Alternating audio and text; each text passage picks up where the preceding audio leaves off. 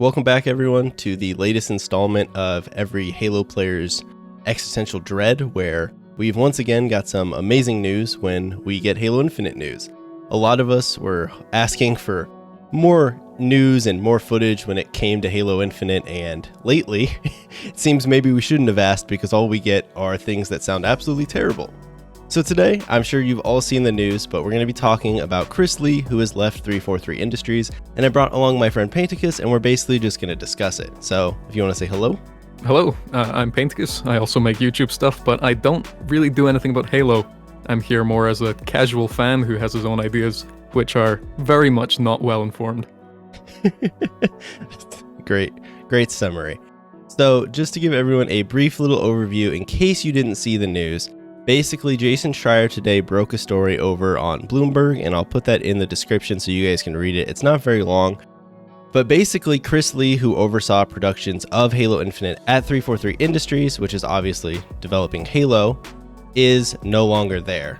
He is the second top director to leave on the project, and there was also Mary Olsen, who left last year, who was also a higher up in 343. This brings the tally up to 3 people in leadership positions at 343 in the past year or so that have left 343 for various reasons. Obviously, we don't really have all the information behind it, and that's kind of what makes some of this news so hard to judge, because unless you have insider knowledge, a lot of this is just speculation. Can I make a bold claim? Yes. Okay, I'm gonna go ahead and say that 3 major people leaving the company, probably not a good sign. Probably not a good sign. So one thing I have seen people say, so Chris Lee, he's been at Microsoft for a long time, but I don't believe he held high up leadership positions until 343 was founded. And since then, obviously, we've gotten notably Halo 4 and Halo 5, which you could argue are Halo games that have caused the downturn of Halo, and he was in a position of power during those games. So I have seen some people saying like, oh, him leaving is a good thing. He was kind of the cause for the downfall of Halo. And I don't necessarily disagree with that statement, but my rebuttal to that would be, if they were going to kick him out for not doing a good job on Halo, you would imagine they would have kicked him out years ago, because at this point, Infinite should almost be done. Although the more we see about it, the less I am convinced that it's anywhere near complete. Yeah, I was going to say that him leaving this late in the project's development, it really won't have any impact on the quality of the game, because I'm going to imagine everything's more or less set in stone at this point, even if it's not been fully developed. So, I mean, I think people are just looking for any reason to be like, Halo 4, Halo 5 bad, and the man that made them left, so now Halo Infinite's going to be good. Yeah, no, I definitely think that's a good point. One other thing that I should kind of point out in the article is that Jason Schreier, he goes on to say that basically Chris Lee's role was kind of sidelined a few weeks after the Halo Infinite campaign footage that we got. Was that back in June? And so I guess they kind of sidelined him after that, and then they brought in Halo veteran Joe Staten to lead the single-player campaign, and then they kind of promoted up another internal executive, Pierre Hinsey, to kind of run the multiplayer side. And so he doesn't go into more detail there, but I kind of read that as Microsoft saw the way that the Halo Infinite presentation went and were very upset, and kind of took away his position of power at that point, and then he must have just took a few months to find a new job, or took a few months to decide to totally leave. Although he is still a Microsoft employee, he's just taken a step back from Halo Infinite. See, that makes me wonder, what impact did he actually have on the E3 presentation? Because that was E3 actually? Well, I think it would have been the E3 presentation, but obviously E3 was canceled, right?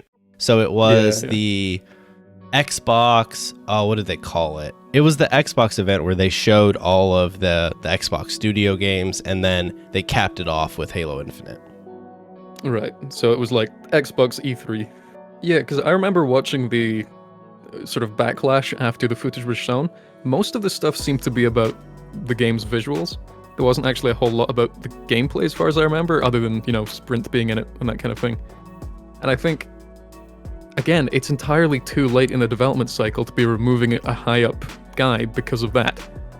I don't see realistically what Microsoft or 343 would be thinking, sidelining him at that stage. And honestly, the whole situation is just so strange to me, and it screams that the entire development of Halo Infinite has been effectively cursed from the start. Yeah, and that's actually something that the obviously the guy who wrote the article, he went on to reply to some tweets of people commenting back at him, and he kind of said that based on conversations that he's had with developers, Halo Infinite has been having development issues for a long time. And I think that's something that has kind of been like a, what's the word when it's like a secret that everyone knows? But I feel like that's been the case for years. I mean, we're 6 years out from Halo 5. We've barely seen any Halo Infinite footage. The game got delayed. Like, I think a lot of people at this point realize that they must be having a ton of issues making Halo Infinite, and it's just, it's worrisome to kind of like wonder, what are we actually going to get at the end of all of this? Because there's been countless other AAA IPs and AAA games that have kind of taken this same developmental cycle where they get delayed, they take longer than they're supposed to, there's all sorts of people leaving in the middle of the project, and I can't think of many of those games that really turned out well. Some that come to mind recently are like Anthem, which we all know how that turned out, Mass Effect Andromeda, we all know how that turned out, Crackdown 3, I mean, that thing was in development for how many years? There's been a bunch of different examples of games that kind of seem to have similar development cycles, and none of them turn out well. And I feel like there's this thought in the Halo community that no matter what we see in terms of news and the different rumors that we hear, that it's Halo, and even if the game doesn't turn out perfect, like, it's Halo, it has to be somewhat good. And I think we're at the point where we really have to start worrying. Halo Infinite could be just a legitimately bad game. Yeah, I think that's a real possibility. And you see, the thing that has me really worried is that Halo is Xbox's baby.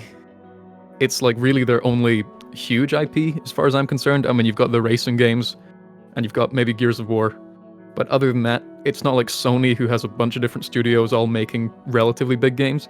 If Halo doesn't do well, then, you know, may as well say goodbye to the first year and a half of the Xbox Series X lifespan. Wasn't there a thing a while ago about the campaign and the multiplayer being released at different times for Infinite? Yeah, so that actually came up. That came up maybe a year or so ago. And there was a news outlet that ran an article saying that they got wind of this, and it kind of festered for a day or so, and then 343 actually came out and said, like, no, this isn't true. And this was all obviously before the delay. So then once we saw the gameplay reveal, and then we saw the game get delayed, I don't know, was it a couple weeks or a month later, whenever it ended up getting delayed, there was then, somewhat recently, as of maybe 2 weeks or a month ago, Kotaku was doing a interview with Phil Spencer, obviously like the head Xbox guy, and he said that it's still a possibility that they release single player and multiplayer separately. So clearly either 343 was lying at the time, or maybe the way development has gone, it's been brought back on the table. It's hard to say either way, but clearly at some point in development, they have definitely considered shipping the game in parts. Yeah, I think it's really hard to tell exactly whether or not a developer's telling the truth on those things, because like even this week, it might have even happened like yesterday, CD Projekt Red pushed forward Cyberpunk again, and this was a few days after they said they would not be delaying it again. I saw they responded to someone's tweet, like someone asked if they should take the day off. Oh god, yeah. And they're like, yeah, take it off, like the game's not getting delayed, and then they delayed it. They did kind of own up to it. They responded back and said like, well, this didn't age well. But yeah. I mean, it's kind of the job of the developer. I mean, we want them to be more transparent, but they can't tell you everything, because if they told us every issue a game was having, dude, we would be so worried about literally every game ever, because there's so many issues that happen behind closed doors, and so many almost delays, and so many features almost being cut that never actually end up happening. But if all of that news got out to the public, like, we would all be in a frenzy all the time. This makes me, yeah, this definitely pushes me in the direction of they're going to release the game in parts. And Like, it might not even be multiplayer and campaign. It might be part of multiplayer for, say, a month, and then they just gradually roll out more.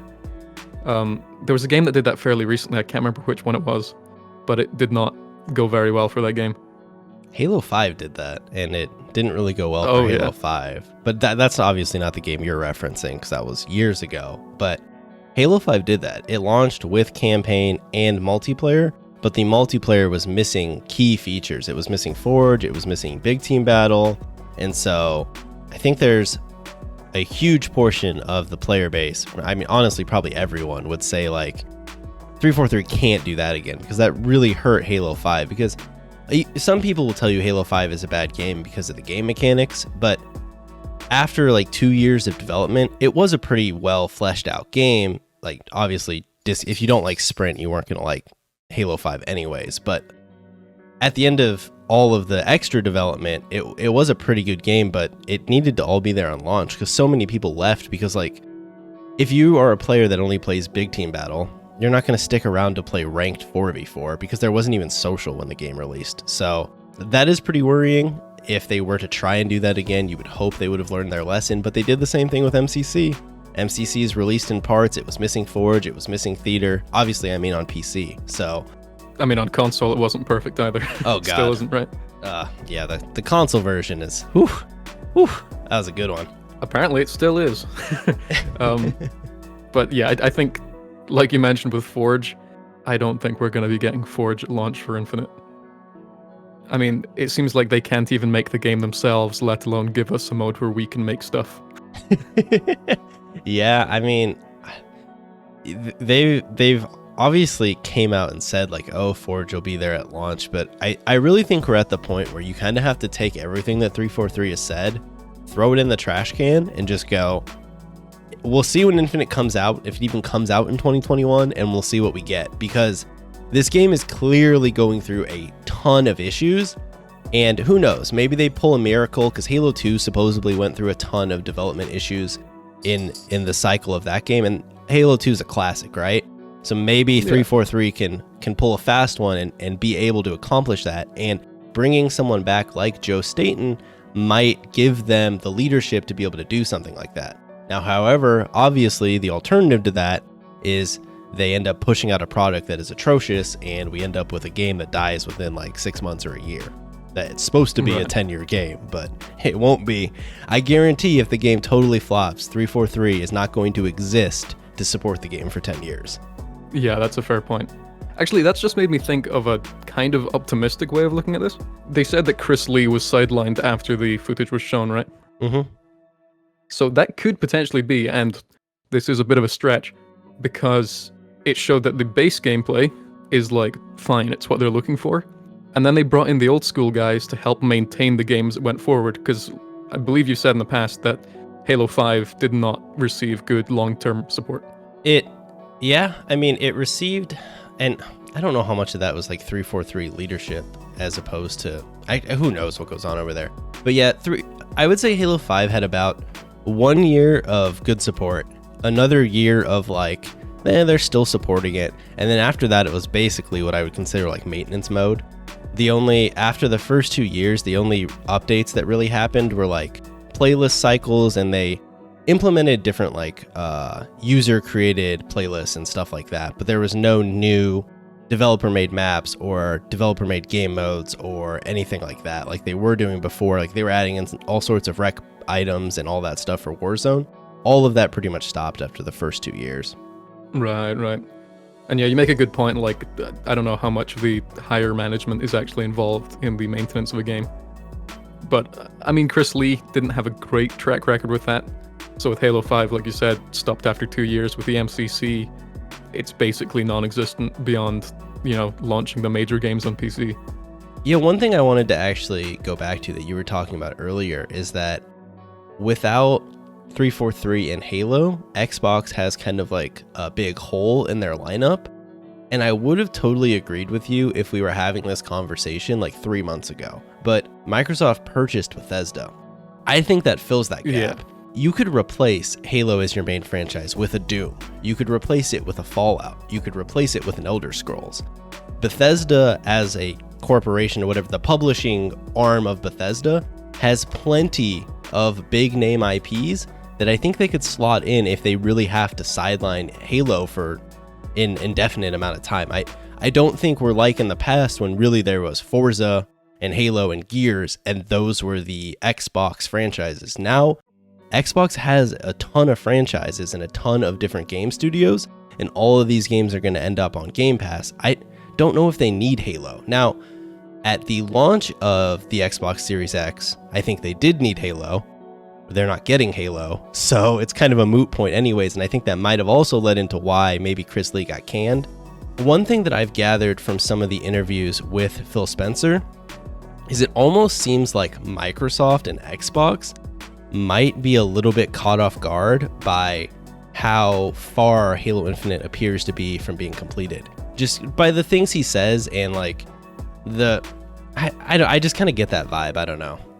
I mean, I'd say that's fair. I'm pretty sure that's how more or less everybody's feeling, and I wouldn't be surprised a company of, Microsoft's size if on the inside they couldn't fully keep track of everything either. Yeah, on one hand, it's like Halo's kind of their baby. Maybe they should be paying a little more attention, but on the other hand, I mean, they have literally created a development studio to take care of Halo. You would hope that the studio you created, 343 is not a small studio, it's a major studio. You would assume that the major studio that you created to kind of keep your baby going along after Bungie left would be able to do its job. And I think we're at the point where we can say, regardless of how you feel about Halo 4 and 5, 343 as a company is not doing a very good job. Bold, yet true. Well, I think that kind of wraps up my points on this. Do you have any kind of closing thoughts? I'm really looking forward to the multiplayer branches of the Elder Scrolls when Halo eventually dies. Do you think Elder Scrolls could get like a PvP arena mode? I'm in. Yeah, but like with all of the Halo guns and with Master Chief. There you go. What if like, how Doom Eternal's multiplayer mode is kind of weird? It's that like asymmetrical demon versus human mode or whatever you want to call it. Yeah, it looked kind of interesting, but like it's not sustainable as a main kind of multiplayer. Yeah, it's more like a side thing. It's okay, but what if they brought back like Doom 2016 multiplayer, but they put all the Halo guns in it? There you go. Halo's back, baby. We did it. Give us money, 343. Bungie, give us money. Yep, we did it. Basically, the only thing I kind of want to say on the way out is I think we're at the point where we do really need to start worrying about Halo Infinite. I kind of touched on that throughout the video, but I just want to kind of drive that point home. There are a lot of signs that Halo Infinite might not be a good game, and you're still going to see a lot of other people kind of try and hit you with like the optimism approach where they say things like, oh, like the game's almost done, this shouldn't affect anything, like, and various other takes. But I think we're really at a point where there is a lot of reason to worry about Halo Infinite. But anyways, guys, thanks for watching. Paint, do you want to plug anything on the way out? I was going to plug stuff, but then I found this gif of a guy falling downstairs infinitely, and I just thought that's a perfect way of describing the 343 situation. That is amazing. Anyways, guys, Paint, he makes YouTube videos basically mostly on, I would say, like obscure horror games. So if that is something, that'll be fair. If that's something that you're into, you should check him out. He makes really cool videos. And thank you all for watching. I'll see you all next time.